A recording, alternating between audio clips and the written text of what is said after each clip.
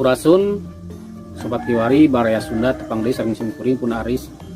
Mudah-mudahan dina geut ayeuna salira sadayana aya dina ginanjar kawilujengan sehat walafiat. Mudah-mudahan salamina urang aya dina panangitunan Allah Subhanahu wa taala. Amin ya rabbal alamin.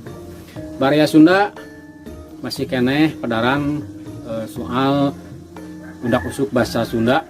Contohna tina imah ieu aya kecap rorompok.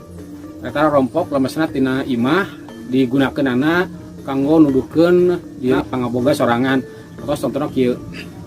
Punten Bapak, abdi nembe rongkap ka rorompok. Janten rorompok kecap rorompok eta dituduhkeun kanggo diri urang. Atanapi kieu contohna Pak, puntennya abdi wade wangsul ka rorompok ka diri painten. Eta itu contohna kanggo rorompok. Oge aya kecap bumi. Nah, dina bumi eta lemesna kanggo nuduhkeun anu sanes atanapi nuduhkeun pangaboga anu sanes. Atau kieu. Punten aing dupi Bapak teh aya di bumi. Seperti kitu nya atanapi kieu. Punten Bapak dupi Bapak teh bumina di palih mana? Tah seperti kitu nya.